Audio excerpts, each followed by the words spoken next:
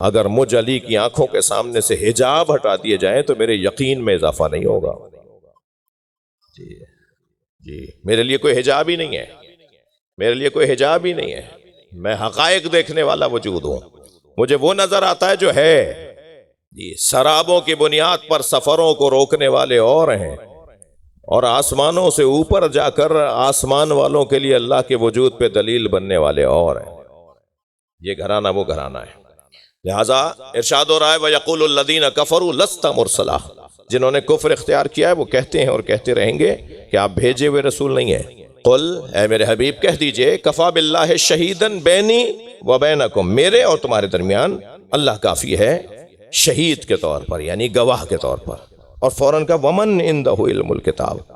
اب میں کیا کہوں کہ بعض دوست بعض اصطلاحوں میں الجھ کر ہمارے بعض دوستوں کو پریشان کر رہے ہوتے ہیں اور کہتے ہیں جی قرآن تو کہہ رہا ہے الیس اللہ بکاف عبدہ، قرآن ہے نا بھائی، قرآن کے خلاف جائے گا تو مسلمان کہاں رہے گا؟ وہ مسلمان کب رہے گا جو قرآن کے خلاف جائے؟ کیا قرآن نے نہیں کہا الیس اللہ بکاف عبدہ، اے میرے بندے کیا تیرے لیے اللہ کافی نہیں ہے؟ قرآن ہے نہیں ہے، اے میرے بندے کیا تیرے لیے اللہ کافی نہیں ہے؟ جب اللہ خود کہہ رہا ہے کہ اے میرے بندے کیا تیرے لیے اللہ کافی نہیں ہے تو پھر اللہ ہی کافی ہے۔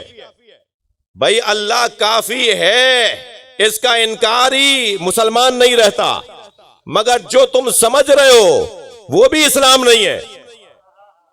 جس اللہ نے یہ کہا ہے کہ اے میرے بندے کیا اللہ تیرے لیے کافی نہیں ہے، وہ عبادت کے لیے کافی ہونے کی بات ہو رہی ہے۔ اللہ سمجھنے کے لیے تو اللہ نے اپنے ساتھ علی کو کافی بنایا ہے۔ پہلے اللہ کو سمجھو تو صحیح، پھر تم اللہ کی عبادت کر پاؤ گے۔ تم پہلے علی جیسے بندے تو بنو، پہلے تم نبی جیسے بندے تو بنو، پھر تمہارے لیے اللہ کافی ہے۔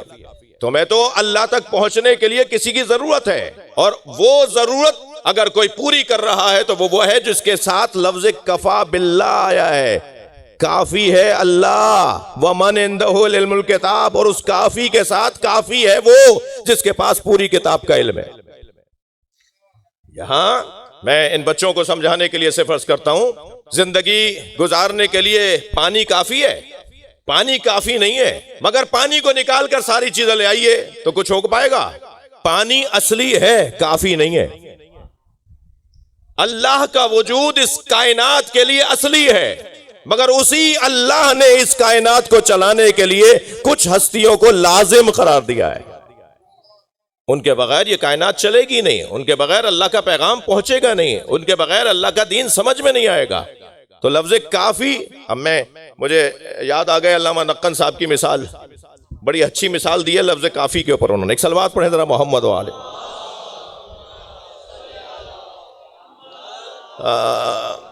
میر مہدی رضا تالپور صاحب تشریف فرمائے، والی ریاست جناب حسین اسمیر علی مراد خان تالپور کے فرزند ارجمند اور صاحبزادہ ہیں، نوابزادے ہیں۔ مثلاً فرض کریں کہ میں ان کے یہاں فیض محل میں مہمان ہو جاؤں خیرپور میں جا کے، اور کھانا لگایا گیا، دسترخوان لگایا گیا، اور ان کے کسی خادم نے چائے ڈالی مثلاً، اور میں نے ایک کپ پینے کے بعد بیٹھا بات کر رہا تھا تو اس نے دوبارہ ڈالنا چاہیے تو میں نے کہا کافی ہے۔ مثلا اس نے دوبارہ چائے ڈالنا چاہیے تو میں نے کہا جی کافی ہے۔ اب کچھ دیر گزری تو ہمیں بستر بھی چاہیے تھا، تو اب آپ دیکھا صاحب وہ کوئی لا کے ہی نہیں دے رہا ہے بستر۔ میرے صاحب مثال ہے، مثال کے علاوہ کچھ اور نہیں ہے۔ تو پھر ہم نے کہا بھائی صاحب ہمیں کچھ آرام کرنا ہے، آپ کے یہاں ٹھہرے ہوئے ہیں، تو انہوں نے کہا جی ابھی تھوڑی دیر پہلے آپ نے تو کہا تھا کہ کافی ہے۔ جی کچھ دیر کے بعد فرض کریں کہ ہمیں کسی اور چیز کی ضرورت پڑی تو ہم نے بالآخر کہہ دیا بھائی یہ چیز آپ لا کے تو دیجئے، کہنے وہ آپ نے کہا نہیں تھا کافی ہے۔ بھائی جس چیز کے بارے میں کہا جا رہا ہے کافی ہے وہی چیز کافی ہے نا۔ اس سے ہٹ کر جو چیزیں آپ کہہ دیں کہ آپ ہی نے تو کہا تھا کافی ہے، توجہ چاہوں گا۔ جب اللہ یہ کہہ رہا ہے کیا اے میرے بندے کیا تیرا اللہ تیرا رب تیرے لیے کافی نہیں ہے، اس کا کیا یہ مطلب ہے کہ ہمیں نبی نہیں چاہیے؟ اس کا کیا یہ مطلب ہے کہ ہمیں قرآن نہیں چاہیے؟ اس کا کیا یہ مطلب ہے کہ ہمیں غذائیں نہیں چاہیے؟ اس کا کیا مطلب ہے کہ ہمیں کچھ نہیں کرنا، اللہ کافی ہے؟ اور پھر میں ان لوگوں سے کیا کہوں کہ جو یہ کہہ رہے تھے کہ ہمیں کتاب خدا کافی ہے؟ ہمیں کتاب خدا کافی ہے۔ کتاب خدا کافی ہے کہنے والے سے پوچھا جائے، اس سے مراد ہے کہ تورات کی ضرورت نہیں ہے، انجیل کی ضرورت نہیں ہے، زبور کی ضرورت نہیں ہے۔ اس کا یہ مطلب کہاں سے نکال لیا کہ اہل بیت کی ضرورت نہیں ہے؟ اسی جنس کی چیز کافی کہلائے گی نا بھائی۔ چائے دوبارہ نہیں چاہیے مگر اور چیزیں تو چاہیے۔ اب یہ کہنے والا حسبنا کتاب اللہ، صلوات پڑھے ذرا محمد و آلہ۔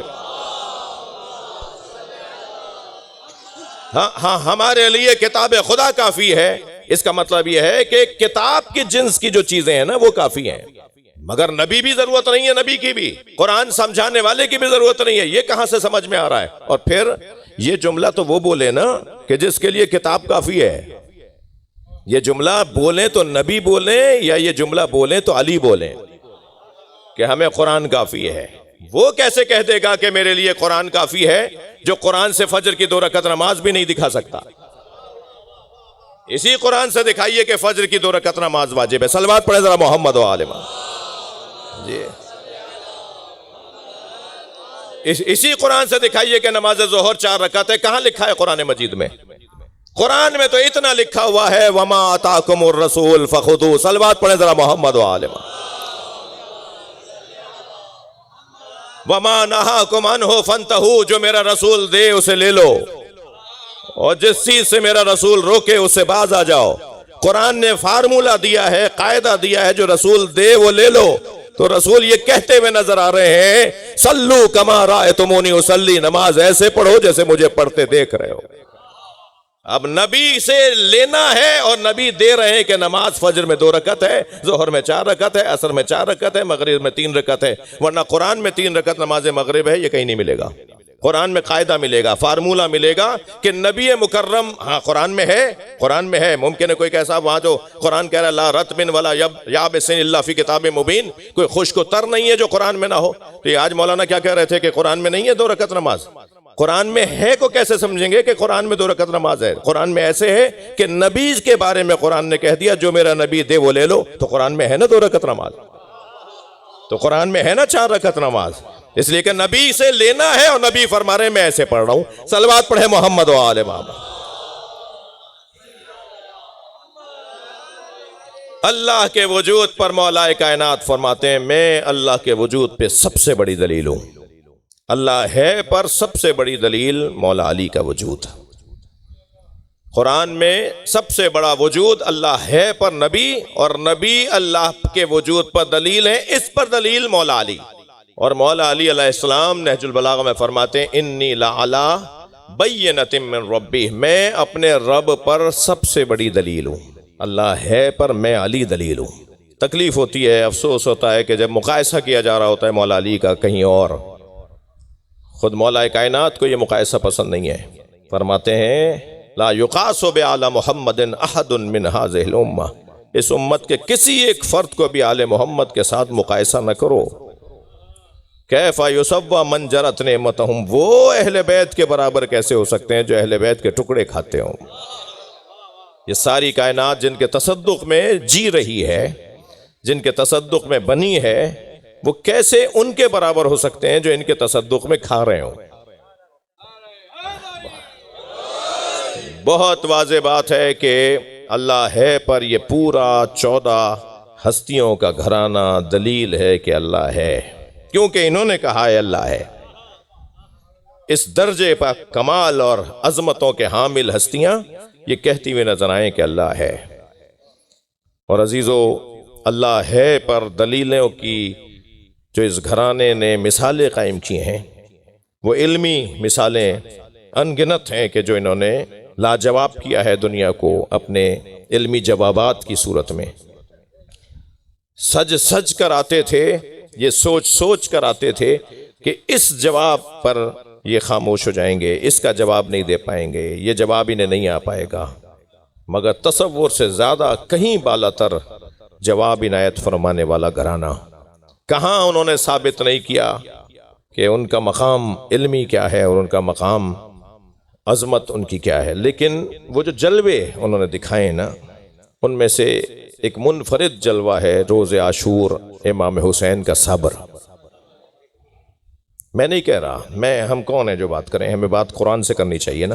قرآن نے جس مولا حسین علیہ السلام کو نفس مطمئنہ کہہ کے اللہ نے پکارا ہو، یہ خود کسی چیز پر مطمئن ہو جانا یہ اس چیز کے حق اور سچ ہونے کی دلیل ہے۔ توجہ ہے آپ حضرات کی، کسی چیز پر مطمئن ہو جانا، میں مطمئن ہوں، یہ جب آپ مطمئن ہو جائیں نا کسی چیز پر، زور زبردستی کی بات نہیں ہو رہی، تلوار دھونس کی بات نہیں ہو رہی جی، اسلحے کی بنیاد پر کسی سے ہاں کروانے کی بات نہیں ہو رہی۔ اگر کوئی شخص، کوئی وجود کسی چیز پر مطمئن ہو جائے، یہ خود دلیل ہے کہ وہ چیز سچ اور حق ہے، یہ مطمئن ہو گیا، اس کے نزدیک سچ اور حق ہے۔ قرآن یعنی اللہ جس ہستی کو صاحب نفس مطمئنہ کہہ کے پکارے، یا ایتھا النفس المطمئنہ، نقن صاحب ہی کا جملہ ہے، اللہ ہے پر ان گنت دلیلوں میں سب سے بڑی دلیل عصر عاشور امام حسین کا اطمینان ہے، سکون سے